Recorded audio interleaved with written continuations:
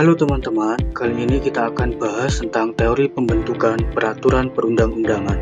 Kalau kita bicara teori pembentukan, intinya adalah bagaimana seharusnya sebuah undang-undang itu dibuat.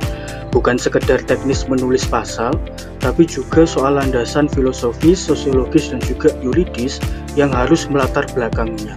Ada beberapa teori penting. Pertama, teori hierarki norma dari Hans Kelsen. Teori ini menekankan bahwa setiap peraturan harus punya dasar hukum yang lebih tinggi, hingga akhirnya bermuara pada konstitusi.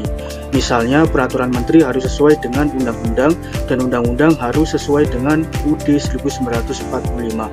Kedua, teori Reichstag dan Rule of Law.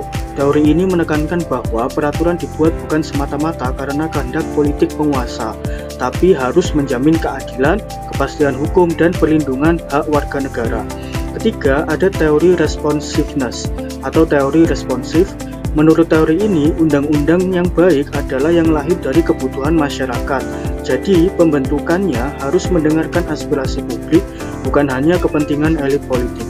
Dari sini, kita bisa lihat teori pembentukan peraturan perundang-undangan bukan hal yang abstrak semata, tapi punya dampak nyata pada kualitas hukum yang berlaku, khususnya yang ada di Indonesia.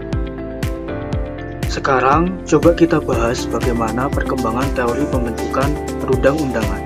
Awalnya, teori ini banyak dipengaruhi oleh tradisi hukum Eropa kontinental, terutama Belanda, karena sejarah kolonialisme di Indonesia.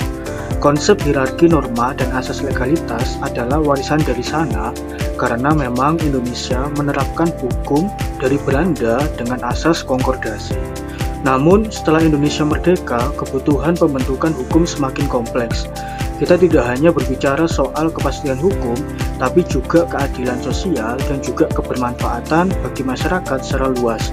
Maka muncullah pendekatan baru, yaitu teori integratif, di mana teori ini berusaha untuk menggabungkan antara aspek filosofis, sosiologis, dan juga yuridis secara sekaligus. Dalam praktiknya, teori ini kemudian diakomodasi dalam Undang-Undang Nomor 12 Tahun 2011 tentang pembentukan peraturan perundang-undangan yang sudah beberapa kali diubah. Di situ ditegaskan bahwa setiap peraturan harus berdasarkan landasan filosofis, sosiologis, dan juga yuridis.